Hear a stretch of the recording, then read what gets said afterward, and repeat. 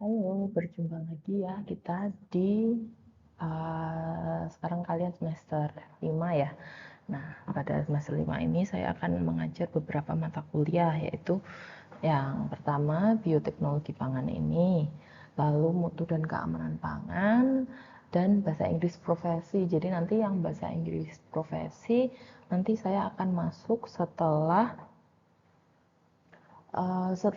UTS ya. Jadi setelah UTS saya akan mengisi bahasa Inggris profesi juga. Namun sebelumnya nanti akan sama Bu Windy. Nah, pada kesempatan kali ini kita akan membahas tentang bioteknologi pangan. Jadi apa sih bioteknologi pangan itu? Lalu mencakup apa saja yang nanti akan kita pelajari gitu. Sebelumnya saya minta maaf ya karena minggu kemarin kosong dan minggu ini saya telat mengirimnya. Saya minta maaf karena padat sekali ini jadwalnya untuk mengejar akreditasi ya, seperti yang sudah saya bilang. Akreditasi perguruan tinggi ini sudah yang kemarin tanggal tanggal 6 sampai 8 Oktober. Nah, sementara yang program studi nanti akan di tanggal 22 sampai 24 Oktober. Jadi nanti kami akan meminta partisipasi dari mahasiswa juga nanti kalau diminta sebagai perwakilan mahasiswa tiap angkatan gitu ya. Nanti akan dihubungi lebih lanjut gitu. Nah, jadi kita masuk ke materi ya. Jadi pertama ini kita akan membahas tentang kontrak kuliah, RPS atau rencana pembelajaran semester, dan pendahuluan mengenai bioteknologi pangan.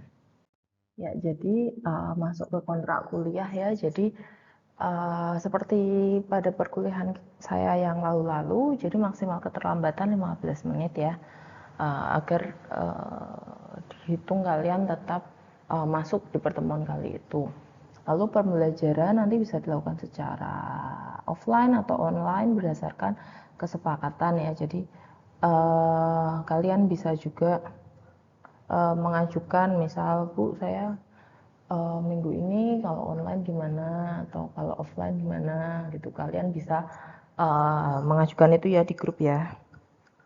Jadi nanti kita kesepakatan aja, jadi fleksibel mau offline atau online gitu. Tapi kalau untuk nanti tanggal 22 sampai 24 ya kemungkinan kosong dulu gitu ya, karena masih akreditasi.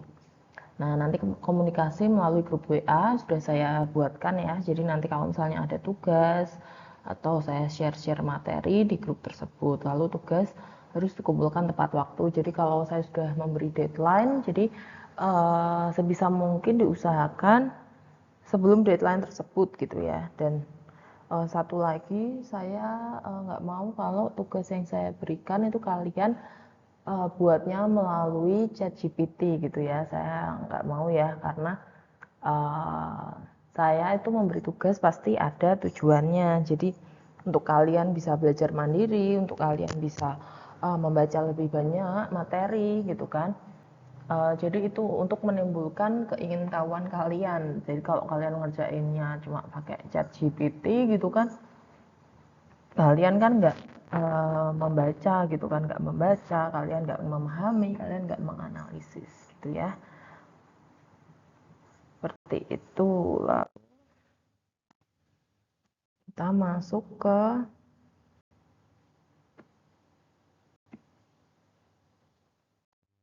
Lalu kita masuk ke penilaian. Ini penilaian juga sama ya. Jadi penilaian itu kriterianya ada tugas dan presentasi, lalu UTS, UAS, presensi, dan aktivitas harian. Jadi tugas dan presentasi ini punya bobot yang paling besar ya, 30%. Jadi makanya dimaksimalkan jika ada setiap tugas yang saya berikan. Lalu UTS dan UAS itu bobotnya masing-masing 20%, presensi 10%, dan aktivitas harian 20%. Selanjutnya apa aja sih yang akan kita bahas di bioteknologi pangan ini? Jadi inilah topik-topik yang nanti akan kita bahas ya. Jadi yang pertama pendahuluan, lalu ada struktur dan komponen sel, lalu struktur dan organisasi bahan genetik. Jadi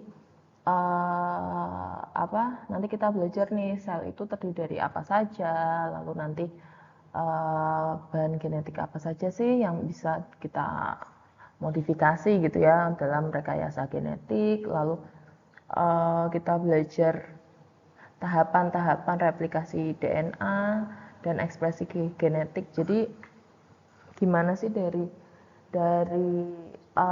DNA itu nanti akan diekspresikan menjadi protein, itu bagaimana sih tahapannya melalui translasi, transkripsi, seperti itu ya. Lalu ada juga bioteknologi mikroba, lalu teknologi DNA rekombinan, presentasi, dan UTS.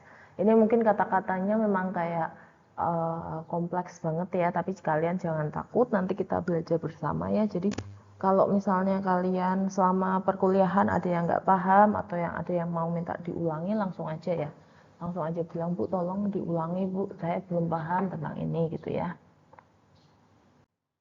Selanjutnya ada juga nanti kita bahas sedikit tentang mikrobiologi pangan. Lalu bioteknologi pangan ini kan terbagi ya menjadi beberapa jenis, ada yang konvensional, ada modern. Nah, nanti kita bahas juga. Lalu ada juga bioteknologi enzim, bioteknologi fermentasi, deteksi molekuler, presentasi, dan UTS. Deteksi molekuler ini apa? Jadi misal kalau kalian ingin mendeteksi adakah suatu gen target yang kalian mau. Nah, nanti itu pakai deteksi molekuler. Jadi kalau gampangnya seperti PCR COVID yang sudah kita lalui kemarin-kemarin ya saat ada pandemi COVID ya. Nah, gimana sih kita mendeteksi bahwa seseorang itu mengidap COVID gitu kan. Jadi kita ambil sampelnya gitu ya melalui swab, dan nanti dari sampel itu kita deteksi nih ada nggak sih gen dari virus COVID itu. Nah, jadi itu yang namanya deteksi molekuler tuh seperti itu. Jadi nanti kita belajar tentang alatnya yaitu PCR ya, polymerase chain reaction gitu ya. Kita akan belajar konsep kerjanya seperti apa, lalu tahapannya seperti apa gitu. Nah, jadi kita masuk nih pertama ke definisinya. Jadi apa sih bioteknologi itu? Jadi bioteknologi adalah penerapan prinsip-prinsip biologi, biokimia, dan rekayasa dalam pengolahan bahan dengan memanfaatkan agensia jasad hidup dan komponen-komponennya untuk menghasilkan barang atau jasa. Jadi agensia jasa hidup ini gampangnya tuh mikroba gitu ya. Jadi misalnya seperti yang gambar di bawah itu ya. Gambar di bawah ini kan ada wine, ada yogurt, sama tempe. Nah, dalam pembuatan wine, yogurt, atau tempe ini kan memanfaatkan mikroba ya. Jadi misal kamir gitu kan, untuk pembuatan wine gitu. Lalu bakteri asam laktat untuk pembuatan yogurt, dan uh, kapang gitu kan untuk pembuatan tempe. Jadi tempe ini kan ada bakteri asam laktatnya, ada kapangnya gitu ya, yang turut bekerja dalam fermentasi tempe itu. Jadi pembuatan produk ini, beberapa produk di bawah ini juga termasuk ke dalam lingkup bioteknologi ya. Tapi bioteknologinya masuk ke bioteknologi konvensional. Nah, nanti kita akan bahas lebih mendalam tentang perbedaan bioteknologi konvensional dan modern. Nah, tadi kan pemanfaatkan agensia jasad hidup ya atau mikroba. Nah, yang dimanfaatkan tuh apa saja sih? Yang dimanfaatkan itu dapat berupa organelnya saja, atau jaringannya saja, atau selnya saja, atau molekul tertentu seperti DNA, RNA, protein, atau enzim gitu. Jadi kalau tadi bioteknologi konvensional itu memanfaatkan satu selnya ya, satu sel yang hidup. Sedangkan kalau bioteknologi modern itu bisa, misal kita mau ambil gennya saja gitu. Misal kita mau deteksi suatu suatu mikroba gitu ya. Jadi kalau mikroba itu kan sangat kecil ya, dan biasanya kita bisa lihatnya kalau di bawah mikroskop gitu kan. Nah, ada tuh mikroba yang tidak ada warnanya gitu kan. Jadi jadi kalau dideteksi itu agak susah karena dia tidak berwarna. Jadi kadang kita kan butuh melalui pewarnaan gram dulu. Nah, jadi jadi dosen saya itu pernah membuat uh, dia mau mendeteksi suatu mikroba, kita katakanlah E. coli gitu ya, E. coli. Nah, gimana sih biar deteksinya itu lebih mudah? Jadi beliau memasukkan atau menginsert gen dari ubur-ubur. Jadi ubur-ubur itu kan kalau di dalam lautan dia berpendar gitu ya. Dia kalau di tempat gelap dia kan berpendar mengeluarkan cahaya gitu ya. Nah, gen yang bertanggung jawab atau gen yang bisa mengeluarkan cahaya atau berpendar atau berfluoresen itu diambil dari ubur-ubur tersebut lalu dimasukkan ke dalam E. coli itu. Jadi nanti E. coli-nya itu bisa berpendar. Jadi saat saat kalau mau dideteksi atau dicek itu akan lebih mudah karena E. coli tersebut bisa lebih terlihat gitu loh berpendar. Jadi kalau kita lihat di mikroskop, oh ini berpendar nih, oh berarti ini E. coli tersebut yang sudah diinsert atau dimasukkan gen dari ubur-ubur seperti itu ya. Jadi ini adalah beberapa bagian yang bisa digunakan dalam bioteknologi. Jadi bisa berupa sel utuh, bisa berupa organel, jaringan, atau molekul-molekul seperti DNA, RNA, dan sebagainya. Nah, kalau bioteknologi pangan itu apa? Jadi kalau tadi kan kita bioteknologi tadi kan kumpulan dari ilmu-ilmu biologi, ilmu-ilmu rekayasa seperti itu ya. Nah, sedangkan kalau bioteknologi pangan itu apa? Bioteknologi pangan adalah penerapan teknologi untuk memodifikasi gen hewan, tumbuhan, dan mikroorganisme untuk menciptakan spesies baru yang memiliki sifat terkait produksi, pemasaran, atau zat gizi yang diinginkan. Itu ya. Jadi kenapa sih dilakukan tadi ya rekayasa genetik gitu ya, khususnya di bidang pangan yaitu bioteknologi pangan itu buat apa? Karena untuk meningkatkan misal produksi, misal meningkatkan daya simpan atau masa simpan dan zat gizi yang diinginkan. Nanti ini kita akan pelajari lebih lanjut di materi yang belakang tentang kelebihan bioteknologi. Jadi misalnya kalau misalnya contohnya ini ya, kacang tanah gitu ya, kacang tanah. Dulu itu kacang tanah itu seringnya tuh isinya tuh kacang tanah atau kacang kulit ya, sorry kacang kulit. Jadi dulu kalau dibuka tuh isinya ya dua gitu kan. Tapi dengan seiringnya bertambahnya kebutuhan atau permintaan gitu ya. Jadi dilakukan rekayasa-rekayasa yang menghasilkan galur-galur unggulan gitu ya. Jadi misal ada kacang kulit biga gitu ya, biji 3. Jadi saat dibuka bijinya ada 3. Bahkan sekarang juga udah ada yang bijinya 4 seperti itu ya. Jadi itu kan pertama itu meningkatkan produksinya seperti itu. Jadi karena permintaan atau kebutuhannya meningkat, jadi produksinya juga harus mengejar gimana caranya dengan galur-galur unggulan, galur-galur tanaman unggulan seperti itu.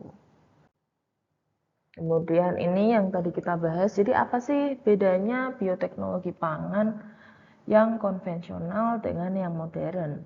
Jadi kalau yang konvensional itu tuh yang digunakan tuh fungsi mikroorganisme utuh tanpa proses rekayasa.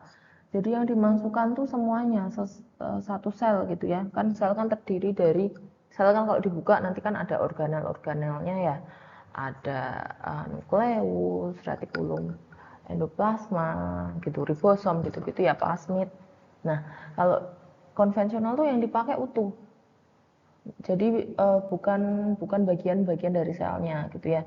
Contoh produknya ya tadi kecap, tape, tempe, yogurt, wine gitu ya.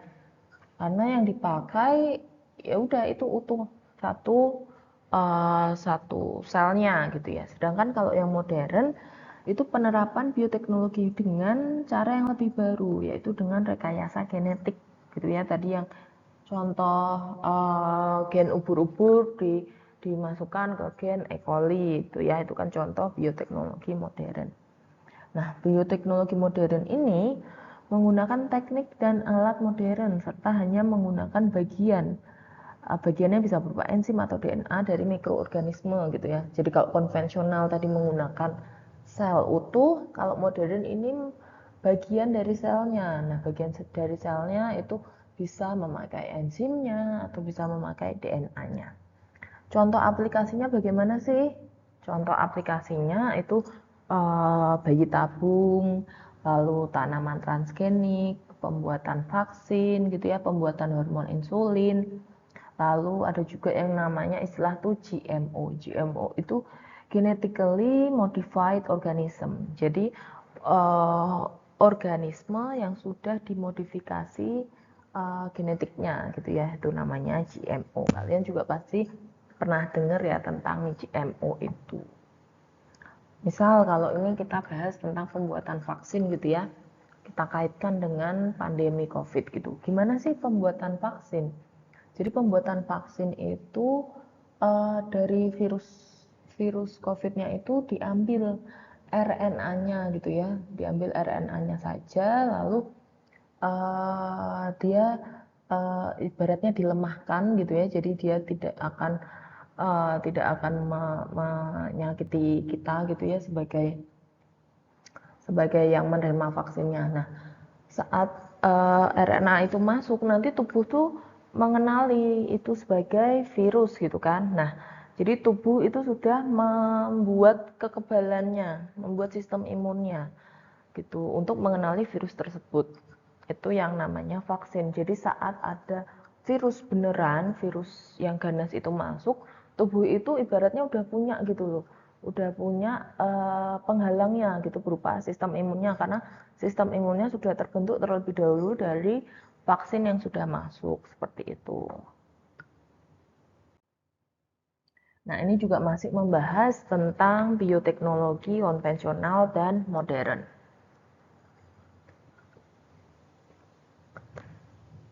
Jadi ini perbedaan-perbedaan dari kedua jenis bioteknologi tersebut ya. Jadi kalau konvensional itu tekniknya contohnya fermentasi gitu ya, fermentasi tempe, yogurt, tape seperti itu ya.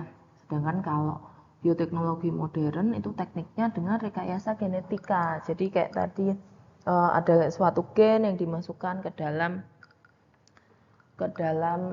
sel lain sehingga karena kita kepengen sifat-sifat dari gen yang dimasukkan itu nanti ada di sel targetnya kita gitu. Lalu penerapannya bagaimana kalau konvensional utuh dan langsung gitu ya. Jadi satu sel utuh, sedangkan kalau kalau modern itu menggunakan sebagian, tadi bisa DNA-nya saja atau enzimnya saja gitu ya. Selanjutnya keahlian. Kalau bioteknologi konvensional membutuhkan keahlian khusus, tetapi levelnya ringan dan masih bisa dipelajari otodidak. Ya misal kalau kalian mau buat tempe, mau buat tape gitu ya, kalian bisa belajar sendiri tuh bagaimana sih proses pembuatan tempe gitu kan. Apa saja sih tahapnya, lalu apa aja uh, starter yang harus digunakan gitu. Misal kalau kalau tempe kita pakai ragi tempe gitu ya, gimana sih membuat tempe kan. Kita bisa bisa searching gitu, bisa bisa belajar atau kita bisa mencari tahu dari orang yang udah pernah buat gitu kan. Jadi misal direbus dulu, lalu dikeringkan, lalu diragikan, habis itu diinkubasi misal gitu. Nah, kita bisa tuh kita pelajari sendiri gitu ya secara otodidak. Sedangkan kalau bioteknologi modern itu butuh seorang ahli yang memang kompeten di bidang ilmu bioteknologi. Jadi kita nggak bisa kayak belajar lewat internet aja gitu ya.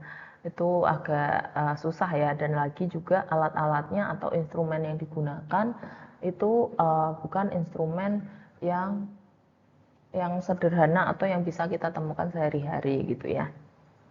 Lalu skala produksi dan biaya, kalau skala produksinya relatif sedikit dan lebih terjangkau gitu ya harganya, sedangkan kalau bioteknologi modern itu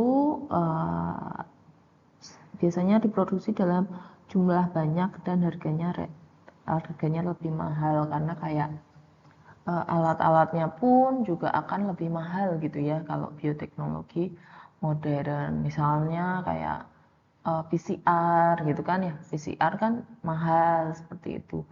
Beda kalau kita menggunakan bioteknologi konvensional.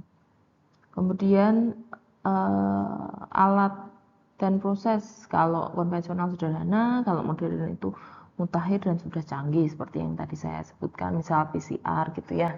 Itu kan alatnya sudah canggih gitu. Lalu contohnya apa? Contoh produknya. Jadi sama ya seperti yang tadi, kalau konvensional itu contoh produknya itu ada roti, tape, soju, alkohol, kecap, yogurt, dan lain-lain. Jadi produk fermentasi gitu ya. Sedangkan kalau modern itu contohnya tumbuhan transgenik, rekayasa jaringan, sel punca, cloning DNA, dan sebagainya gitu ya. Jadi sekarang udah lebih paham ya bedanya bioteknologi konvensional dan modern. Selanjutnya ini masuk ke tadi ya, bioteknologi modern itu contohnya ada salah satu contoh namanya GMO. Nah, GMO itu apa? GMO itu genetically modified organism. Artinya apa? Jadi GMO itu adalah organisme yang dimodifikasi secara genetiknya. Jadi secara genetik dia udah nggak asli gitu, karena sudah dimodifikasi. Misal ditambahkan dengan gen-gen dari organisme lain seperti itu. Jadi jadi GMO ini bisa juga sebagai pangan gitu ya. Jadi pangan hasil genetically engineer atau genetically modified gitu ya, sama ya GMO. Itu adalah pangan yang masih sampai sekarang menjadi sumber kontroversi yang belum terselesaikan. Jadi kenapa? Karena ketidakpastiannya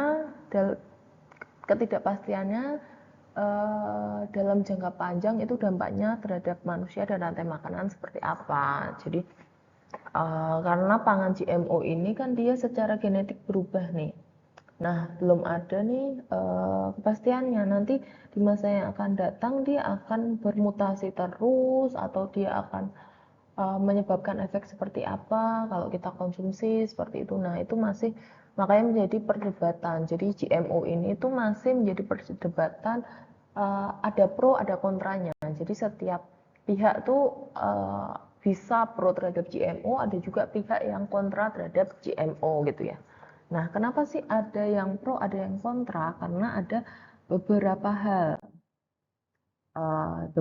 yang menyebabkan pihak itu mendukung, tapi ada pihak juga yang tidak mendukung GMO. Nah, pertama kita akan belajar dulu tentang contoh-contoh GMO. Jadi, contoh-contoh GMO atau bahan yang sudah direkayasa secara genetik, itu kita bisa lihat di gambar ini gitu ya. Jadi ada tomat nih.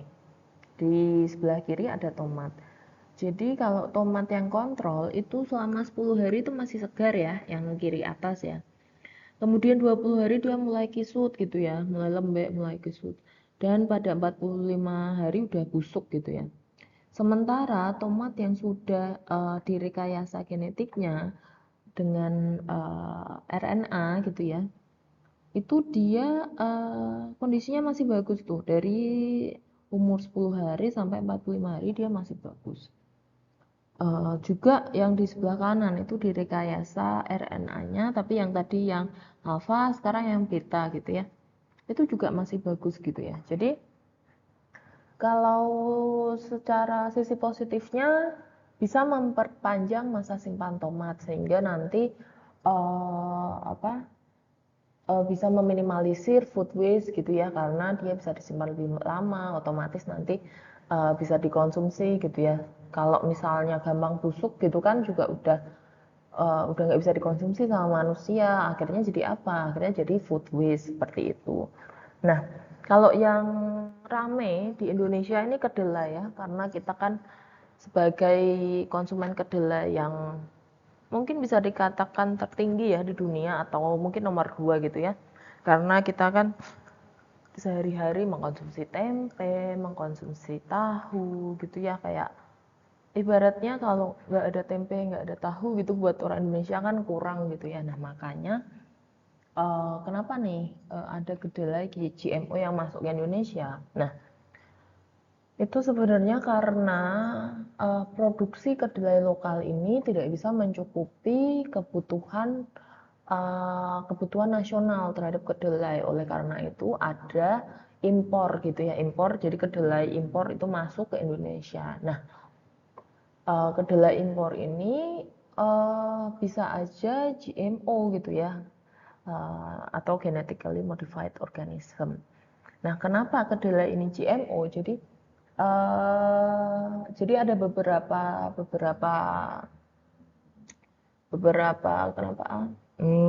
Sorry. Ada beberapa alasan kenapa kedelai GMO. Misal bukan kedelai aja sih, kayak beberapa hasil pertanian GMO tuh kenapa? Karena pertama untuk meningkatkan tadi produksinya seperti yang tadi kacang ya yang saya ceritakan. Kedua untuk meningkatkan daya tahan terhadap hama misal gitu. Kalau misalnya ada hama gitu kan produktivitas menurun gitu ya, malah panennya juga turun gitu kan. Jadi itu merupakan contoh alasan kenapa adanya hasil pertanian yang GMO. Ketiga ada juga stroberi nih GMO sama organik. Jadi selain produksinya, lalu ketahanannya, masa simpannya, bisa juga ini ukurannya. Jadi ternyata kalau GMO nih bisa akan lebih besar gitu kan, otomatis nanti keuntungannya akan lebih besar gitu ya. Kalau misalnya satu tanaman stroberi misal menghasilkan misal satu tanaman stroberi itu menghasilkan 10 buah stroberi gitu ya, tapi kalau besar-besarnya segini kan otomatis kalau ditimbang akan misal 10 ini udah bisa sekilo nih, sementara kalau yang organik ini butuh butuh mungkin 30 biar bisa sekilo misal seperti itu. Jadi uh, ke apa faktor ekonomi juga yang bisa menjadi alasan kenapa hasil pertanian ini ada yang GMO seperti itu. Nah, ini alasan-alasannya kita bahas satu persatu ya. Mengapa ada produk GMO? Jadi, bioteknologi pangan ini telah dan akan terus menjadi bidang ilmu pengetahuan yang penting seiring meningkatnya populasi manusia dan berkurangnya lahan pertanian di dunia. Nah, kita sekarang bisa melihat ya, dulu waktu kalian kecil mungkin ya, masih gampang kita lihat sawah-sawah atau kebun-kebun gitu ya. Semakin kesini kita lebih sering melihat gedung-gedung bertingkat, bangunan atau dibikin perumahan gitu ya. Nah, itu berarti kan lahan pertaniannya semakin berkurang nih. Kalau lahan pertanian semakin berkurang, otomatis hasil pertaniannya kan juga berkurang ya, karena yang ditanamin ini udah nggak ada nih atau udah berkurang. Sementara populasi manusia itu kan terus meningkat ya, bahkan Indonesia ini mungkin udah sampai 270 juta ya di Indonesia sendiri. Gimana bayangkan di dunia gitu kan udah berapa miliar orang. Nah, setiap orang itu kan punya kebutuhan gitu ya, kebutuhan primernya yaitu pangan. Gimana untuk hidup pasti butuh makanan gitu. Nah, gimana mencukupinya? Mencukupi makanan yang kita butuhkan sementara lahan pertaniannya terbatas gitu. Nah, makanya ada produk GMO ini. Jadi misal lahan pertaniannya tadinya 2000 tapi berkurang menjadi 1000 gitu ya. Tapi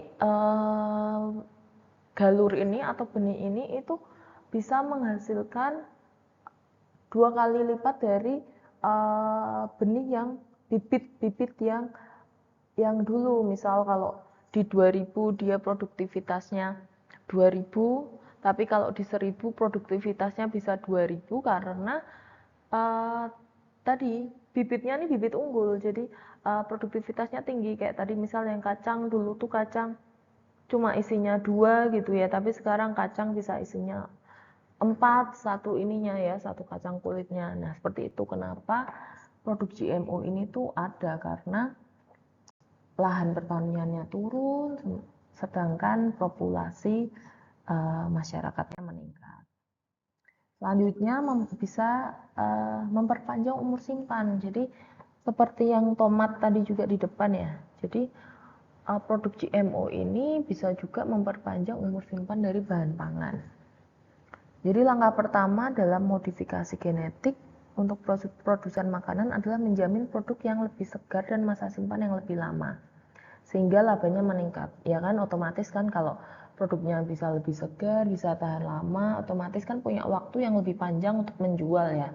Jadi kalau terjual semua, otomatis pemasukan akan lebih tinggi dan laba akan lebih tinggi daripada kita menjual produk yang gampang busuk gitu ya. Kayak misal 10 hari udah mulai jelek gitu kan, konsumen juga nggak mau ya. Biasanya konsumen kan pilih makanan-makanan atau produk-produk yang segar seperti itu. Nah contohnya tuh tomat yang tahan lama kayak yang tadi di PowerPoint sebelumnya atau yang digambar yang di sebelah kanan ini.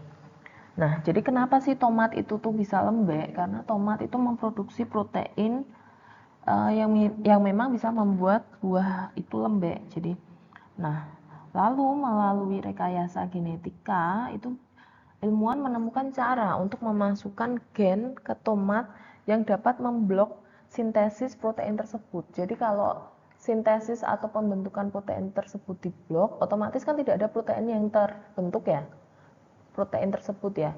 Nah kalau protein tersebut tidak terbentuk, otomatis tomatnya nggak mudah lembek seperti itu. Nah, jadi tanpa protein tersebut, tomat GMO akan melunak lebih lambat dibandingkan tomat biasa, atau dia akan lebih awet gitu ya, lebih firm karena dia nggak kisut-kisut, nggak lembek seperti itu. Alasan selanjutnya mengapa ada produk GMO adalah pengolahan makanan yang efisien. Jadi dengan melakukan rekayasa genetika pada organisme penghasil pangan, itu waktu tunggu dan jumlah kebutuhan pengolahan pangan tertentu dapat dioptimalkan. Jadi misal bibit padi gitu ya, bibit padi kalau yang biasa itu butuh waktu mungkin 3 bulan gitu ya untuk panen gitu. Nah sementara bibit padi yang telah direkayasa genetik itu misal butuh waktu panen yang lebih singkat. Nah itu maksudnya dari bisa mengoptimalkan waktu dan pengolahan makanan yang efisien gitu ya. Jadi nggak cuma bisa meningkatkan produktivitas, namun juga mungkin bisa mempersingkat waktu yang dibutuhkan gitu ya, waktu pertumbuhan atau waktu panennya seperti itu. Nah ini juga masih pengolahan makanan yang efisien. Ini contoh selanjutnya ya. Jadi dengan melakukan rekayasa genetika pada organisme penghasil pangan, waktu tunggu dan jumlah kebutuhan pengolahan pangan tertentu dapat dioptimalkan. Nah ini contoh selanjutnya, ini produksi renin. Jadi renin gitu ya, atau renet gitu ya, itu kan biasanya digunakan untuk mengkoagulasi susu. Jadi nanti susunya nanti ada terbagi kan menjadi whey dan kasein gitu ya, ada yang mengendap gitu ya. Nah itu yang nanti akan digunakan untuk produksi keju. Nah renin itu secara tradisional itu diproduksi di lambung sapi, maaf itu typo ya, di lambung sapi. Nah ilmuwan ini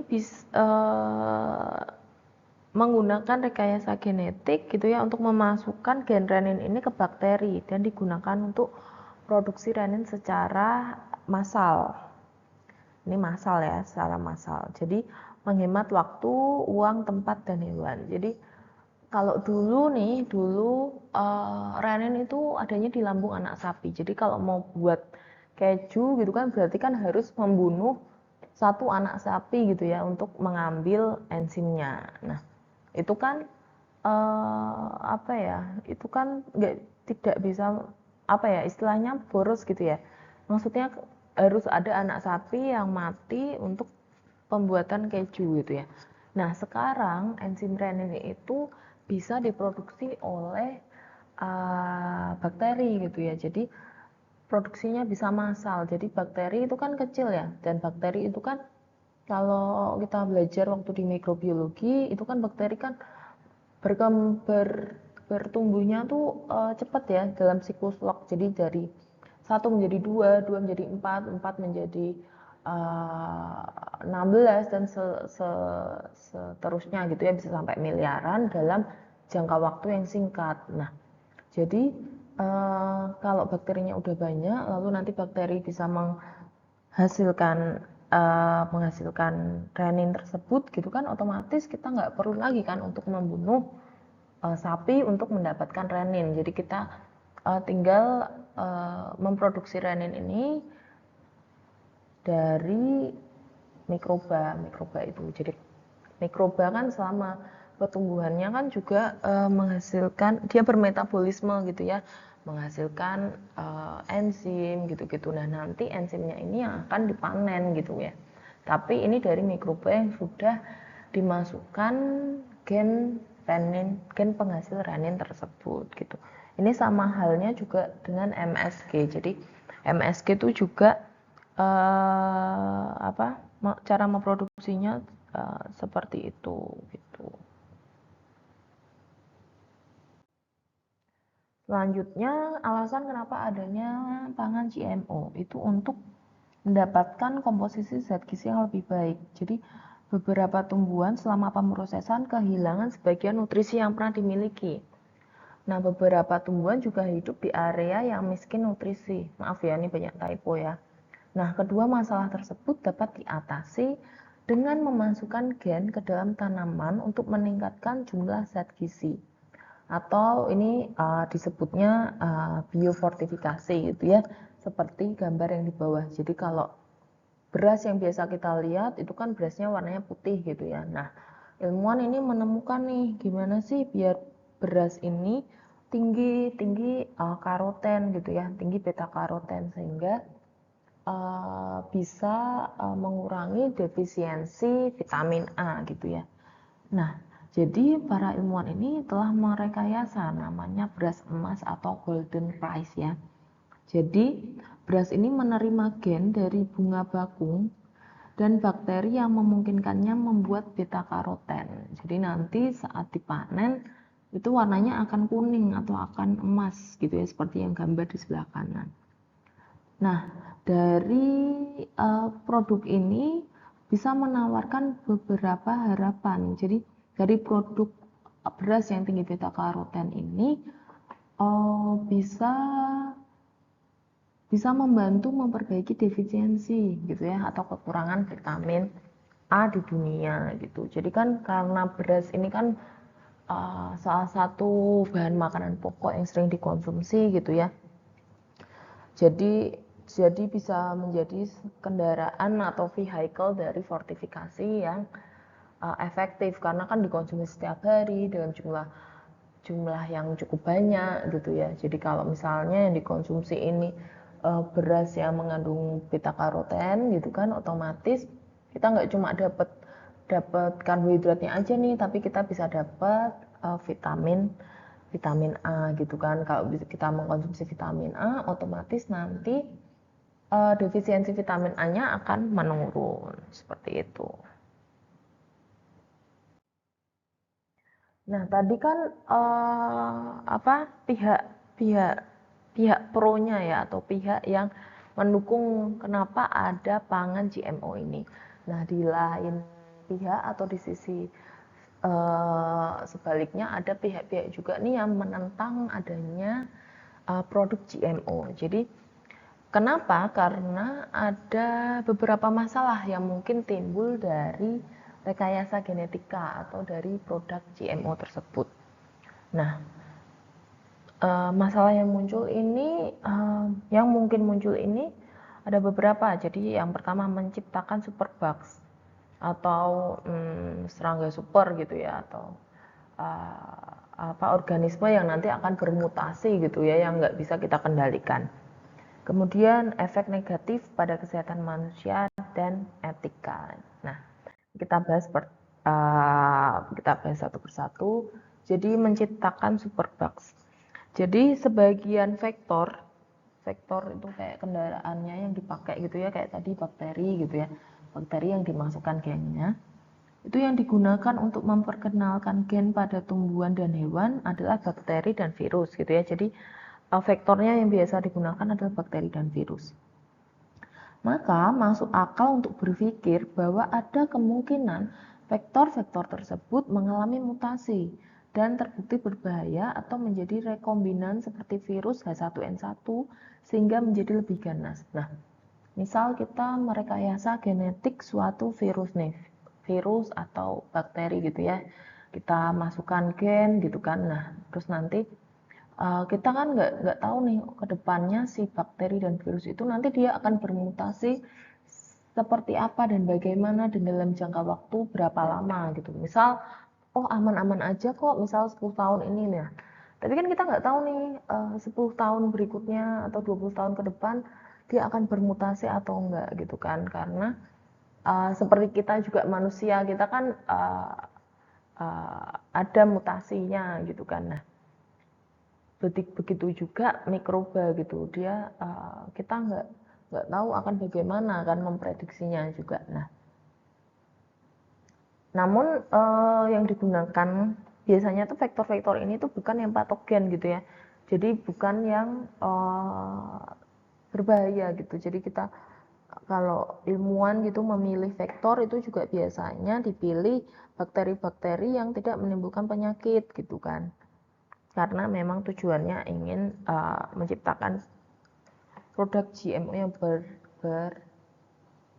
bermanfaat ya. Nah, itu tadi ini salah satu alasan kenapa ada pihak yang kontra terhadap GMO, karena akan menciptakan superbugs gitu ya dari vektor-vektor yang telah direkayasa secara genetik. Nah, ini alasan kedua nih. Jadi efek negatif pada kesehatan manusia. Jadi sebagian besar produk makanan ini menjalani pengujian untuk melihat apakah ada efek buruk nih terhadap kesehatan. Namun kadang alergi nggak terpikirkan.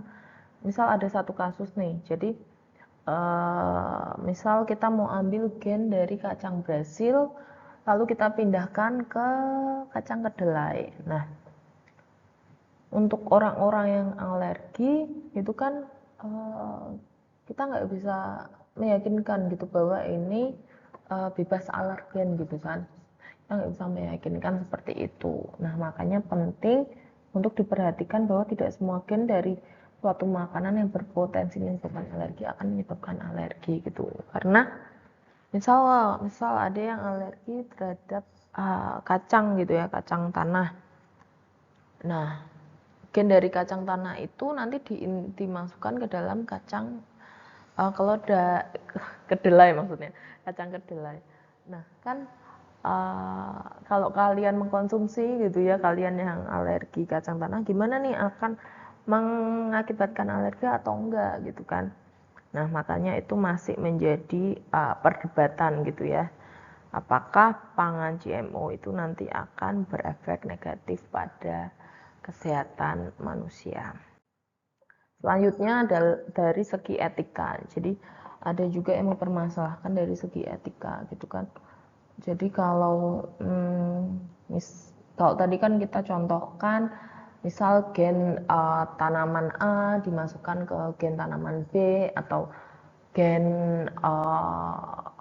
tanaman A dimasukkan ke bakteri kayak gitu. Nah, gimana kalau yang diambil itu gen manusia dan dimasukkan ke mikroba lain gitu. Berapa banyak gen manusia yang harus dimiliki suatu organisme sebelum Anda menganggapnya manusia? Kayak gitu kan. Jadi secara etik memang masih diperdebatkan. Jadi misal gennya manusia mau dimasukkan ke hewan coba apa gitu kan, suatu hewan coba X misalnya. Nah, nanti hewan coba itu akan dianggap manusia kalau maksudnya dia akan tetap menjadi hewan atau akan dianggap manusia kalau gen yang dimasukkan itu banyak gitu. Jadi seberapa banyak sih suatu organisme akan dikatakan manusia gitu. Lalu jadi ini contoh ya, contoh jenis makanan yang memiliki variasi dengan tambahan gen manusia gitu ya. Jadi tadi saya contohkan misal hewan coba. Nah, ini ada juga nih makanan yang mengandung gen manusia. Jadi nasi itu ada yang mengandung gen sistem kekebalan yang mencegah diare. Lalu ada juga makanan bayi, laktoferin dan lisosim, dan hewan ternak apapun yang dimasukkan hormon pertumbuhan manusia gitu kan. Jadi kayak secara etis boleh nggak sih dikonsumsi gitu ya, atau juga secara etis nanti organisme ini bisa dikatakan manusia nggak ya, kayak gitu. Jadi masih menjadi perdebatan kenapa pangan GMO ini ada yang tidak setuju. Nah, seperti itu materi dari saya. Jadi saya mau memberikan tugas juga. Jadi kalian masing-masing dari kalian mencari salah satu contoh pangan GMO. Jadi kalian deskripsikan tuh. Misal kayak tadi golden rice gitu ya. Itu pangan GMO itu karena yang dimodifikasi apa? Kalau tadi kan bisa memproduksi beta karoten gitu ya, sehingga nanti warnanya menjadi golden atau kuning gitu. Nah, kalian nanti deskripsikan tuh nanti yang direkayasa genetik tuh apanya dan tujuannya apa gitu ya.